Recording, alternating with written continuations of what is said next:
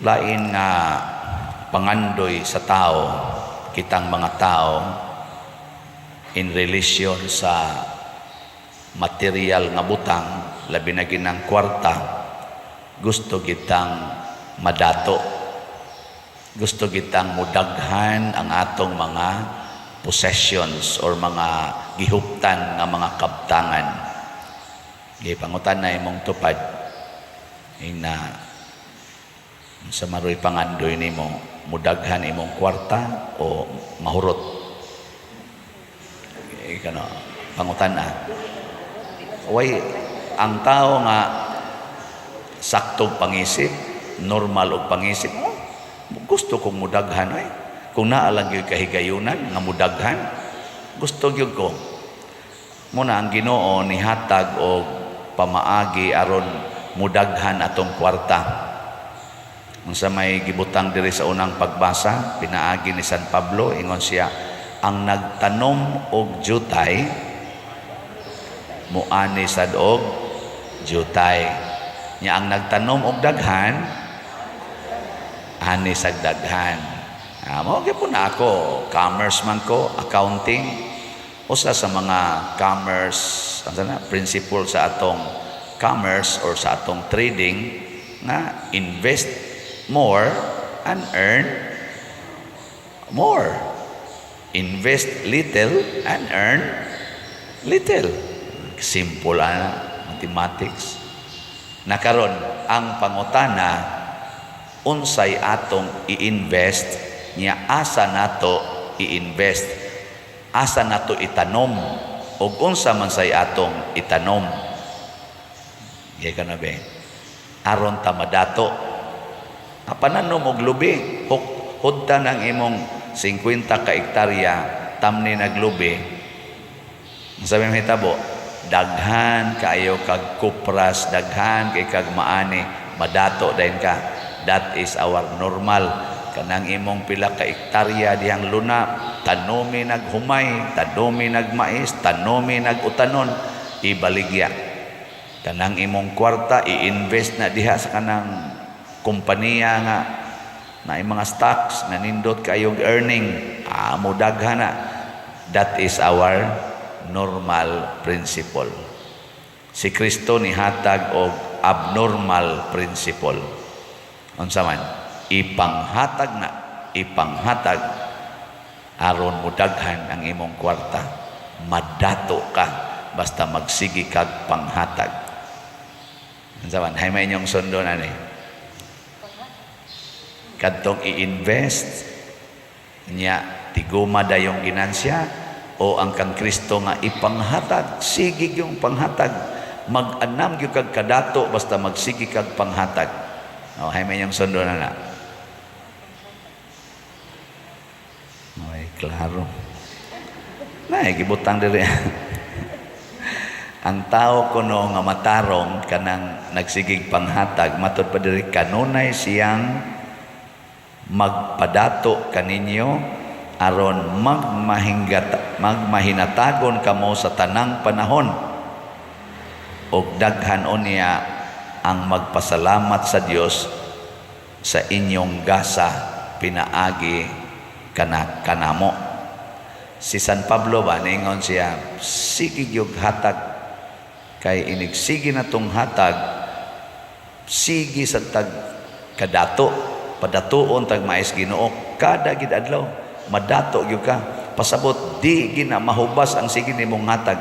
Pangita kuno mog dato nga mo spend og butang lang nato mga 100,000 pesos kada adlaw aron ipakaon sa mga tao na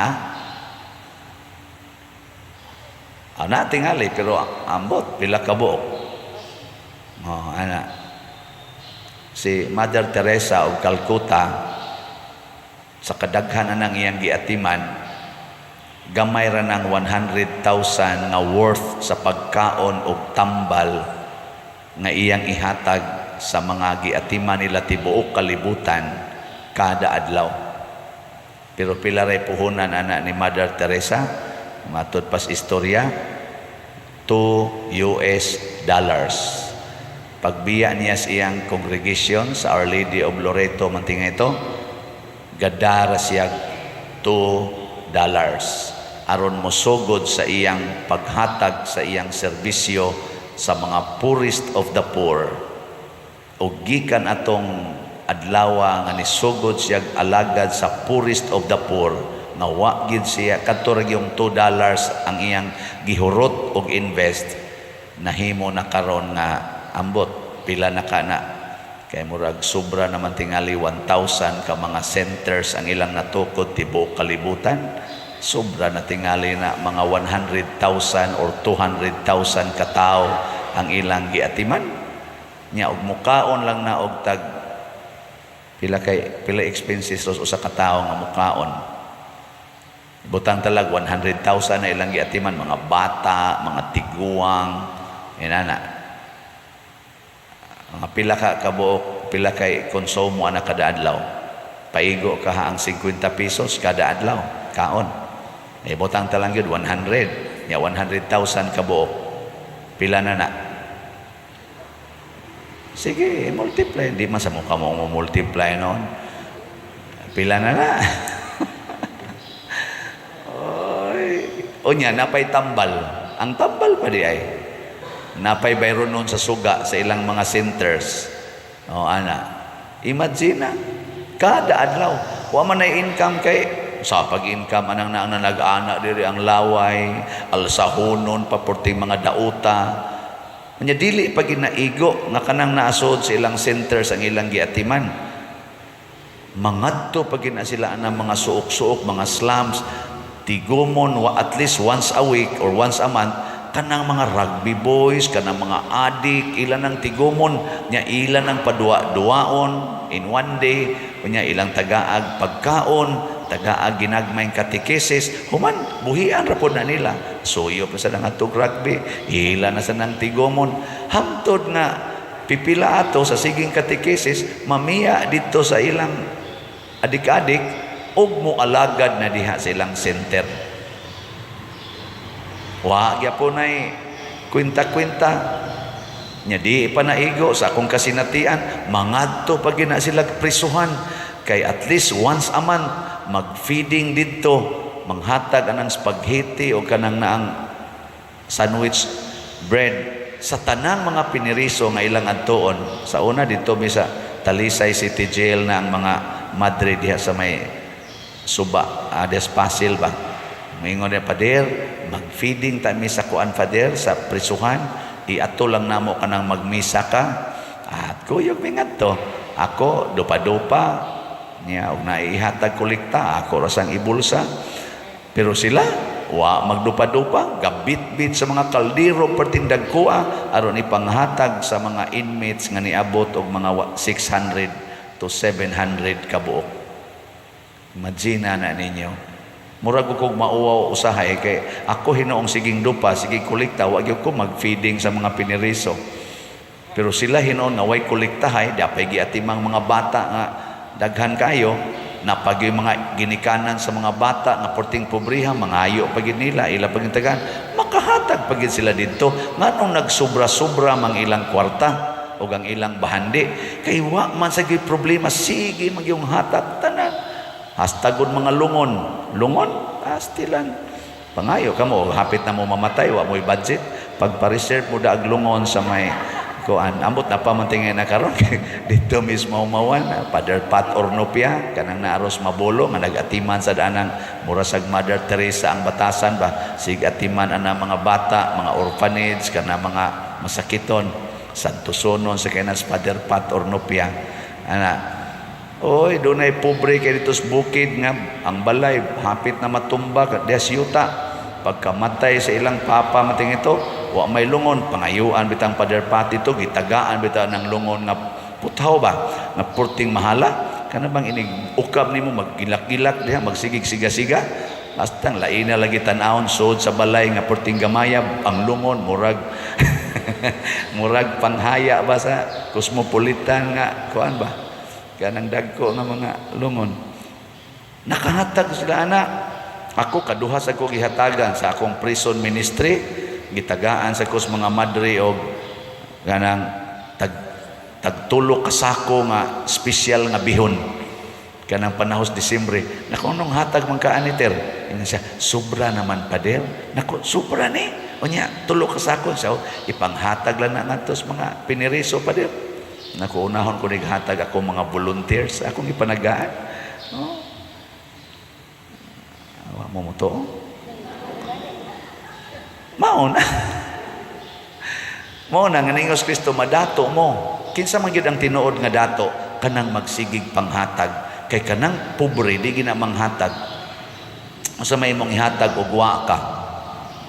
Tanawa ng mga tao nga nagsalig sa kwarta. Moingon ka, gae ko kwarta, wa.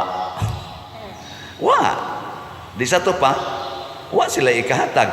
Pero dagko kay balay, dagko kayo mga negosyo, pero inigadto nimo, mga ikaw kwarta, tamparusod ang sibalik-balik, wa, way kwarta, way hatag. Anak di wa na hurot kay niyo man siyang wa. Na sila si Saint Francis, Saint Ignatius, sila si Saint Aloysius, kaning Luis Gonzaga ug uban pang mga santos nga porting mga anak yung mga banggiitang dato o gamhanan sa katilingban atong ilang panahon, namiya gid sila. Mao sa to ilang investment kay pinaagi ilang pagbiya og nagpuyo nga makililimos, magpakilimos aron ihatag sila mga tao. Mao to'y kinadak ang bahandi nga ilang na experience gani gipakamatyan gyud ni San Luis ang pagsigig hatag ngadtos mga tao. Pasabot nag-awas-awas ang iyang grasya, siging hatag, apil ng iyang kinabuhi iyang gihatag. Muna sayong ragyod kayong mahurot ning ato mga slots. Diyan man, ibaligya ang tanan ninyong katigayunan o ipalit og slot. And that is the greatest investment in life. Oh, madato gyud mo ana. Muna karon, salamat sa nagsigig palit na tog slot. Ambot gipabaligya na baka nilang ilang katigayunan na manggani mo message na ko usahay. Pader, gamay ray ako napalit nga slot, 2 slots ra kay bedridden naman ko pader, na stroke ko, na stroke, bedridden, nakahuna-huna pag yung palit og 2 ka slots. Tingali iyang gingon ay nalang napalitan usa nako ka maintenance, tiguma na unya ipalit og slot. Iyang gisakripisyo ang iyang mga tambal tingali aron makapalit og 2 slots. Kamo? Paghuwat mong maparalyzed. Pag ako na-touch bitaw ko sa nag-text na ako nga bedridden ko pa there, na stroke ko. Pero nipalit ko 2 ka slots. Ni ahinoy mga lagsik ig lawas. Naghuwat man tingaling ma-stroke. Adto sang cancer patient, stage 4 sa cancer. Malipayon kay nipalit og slot. Hangtod sa iyang pagkamatay, malipayon kay siya kay nakapalit og slot og nakapanghatag sa uban. Hangtod na gid siyang namatay, daghan kay tao na nambong, malipayon kay mga tao gasigingon pagka manggihatagon gid ana niya pader. Hangtod na lang ang tanan niya hasta ang iyang kanunon, iya na lang ipanghatag. Yang sa resulta, tuwa na ginis langit. Kani si Saint Luis Gonzaga, murag nakit-an sa nisiyag usa ka nasay na santa nga Carmelite. Awahin na sa iyang kuan, mga 1600s. Nakit-an niya nga gibisita siya ni San Luis. Wala pa to masanto ba? Siya ni testimonya nga niabot ko no nga nagsidlak ang lawas, purtig yung sigahas iyang lawas, kay tuwa na siya sa langit. Purting datua kay tuas langit. Moto'y bahandi. So sa namalit sa atong slots karon, magsidlak-sidlak ng ilang lawas. As of yesterday, ang atong SBF DAG nahalina na tao 26,537 ka slots. Pakpak. na apay 49,463 slots na available. Opportunity ni sa atong pag-invest, no? To invest in God. Kana bang ihatag nimo ang labing dako nga imong mahatag para sa Ginoo. Dili ni parang padersyano, ha?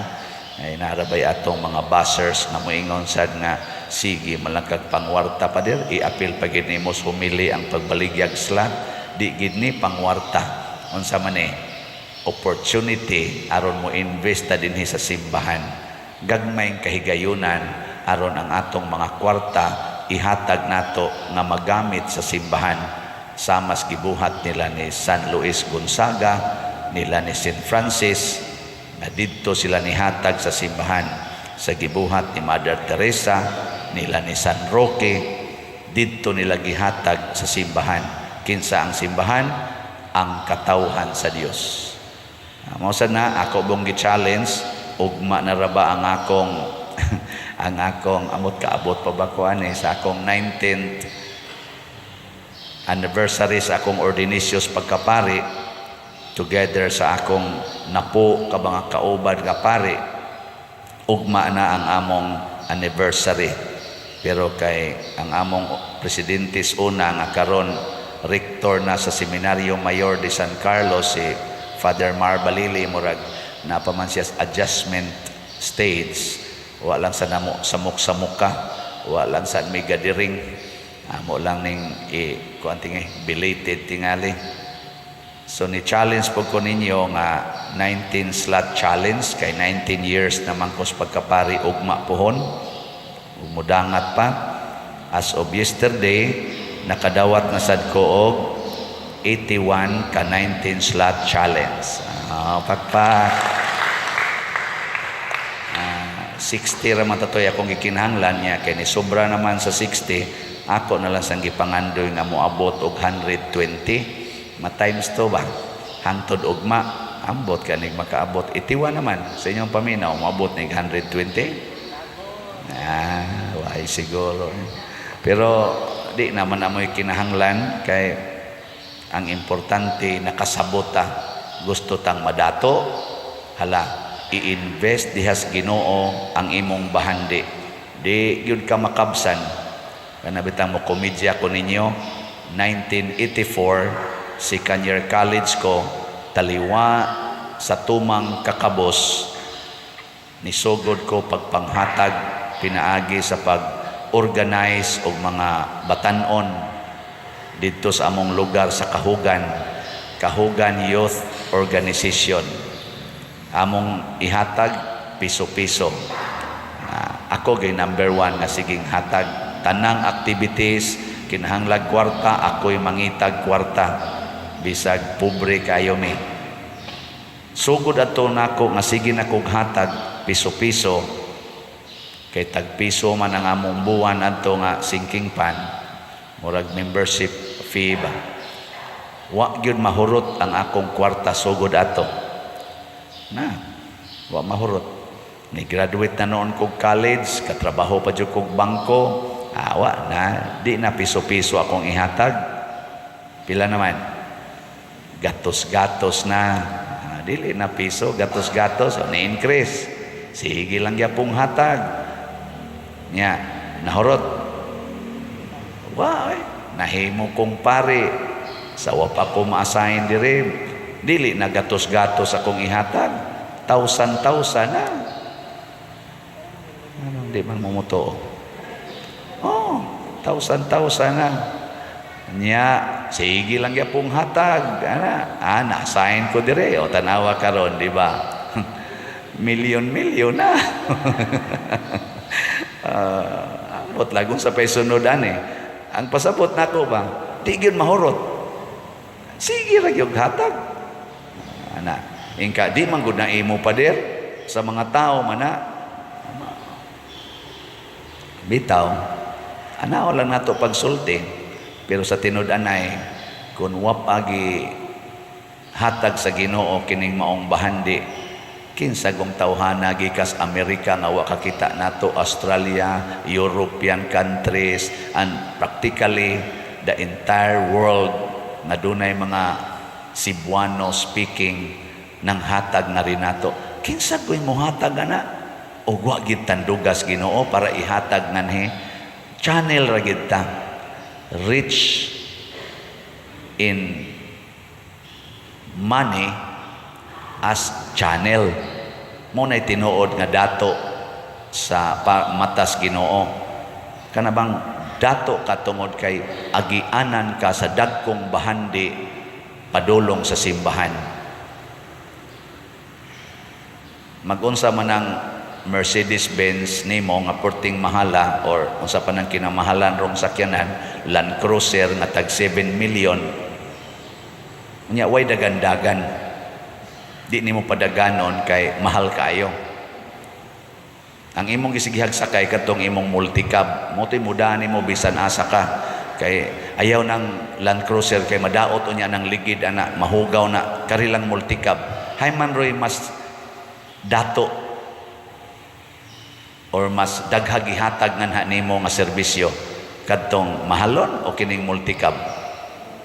Ang multicab nya asa man ka ganahan nga magsigig sakay sa multicab kay kadto mangingking man ka. Di ba? Parihal sa nas mga dato nga dagko kay balay, purtig yung datuang bilyonaryo pero magkinto ta. Di ta kapangayo bisag 1 centavo. Magkinto ta. Mas maayo pa rin di aglakaw dan, sige laglakaw, nya adto nimo tagaan ay kag kanon, tagaan kag bisag lag tag 2 pesos, bisag tag 200, tag 100, mas malipay pataana. Ay daghang maglinya dinhi sa ato mga mangayo labi na inig adlawng Domingo nya mingon ngano magsige mo magbalik-balik ay may manggo diri pa dir makakuha kita ba nako unya ginagmay ra ba ni akong hihatag ay okay ra na pa diri basta ginagmay 5 kilo rice paka pinag 200 nga kwarta ana ginagmay nahatag ba sige adto atong dagko kayong balay di ba iro ra mo paghot nimo didto. Nya inigtan-aw nimo anang klasiyas balay mingon ka pobre kay na diya wa nay nahut wa tay makuha diya ato ba pobre ang dato di ay kana di ang agianan sa grasyas Ginoo padong sa katilingban ug kinsa tong mosunod ana samas mga santos natong gipasidunggan makatagamtam og bahandi nga dili mahurot magsige ra ginag-agas siging agas hangtod muawas-awas sa kalipay ang katawhan.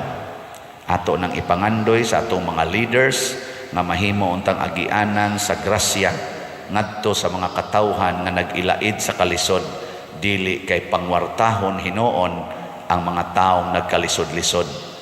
Nay ubang mga tao karon ipa 5-6 pagyud sorry ha mga nagpa 5-6 ang kalisod sa mga maestra, ang kalisod sa mga government kana mga job order workers gipangwarta pagyod aning mga mapahimuslanon naputos na intaws utang ang ubang mga empleyado nagtrabaho anang mga ginagmayng kompanya nangaputos sa utang tungod anang gipangwarta ang ilang kalisod. Luoy kaayo hasta pa ang na-admit sa ospital pangwartahon pagyod pautangon pero tungtungan og daghan kayong dakong interest hangtod birahon na ang yuta birahon na ang balay birahon ang mga sakyanan hibulbulan in town ang mga kabos para magpadato nila iampo nato nga mohunong na sila ana kay dako ang ilang punishment nga madawat gikas langit. Naot pa unta no manindog na ta mga buutan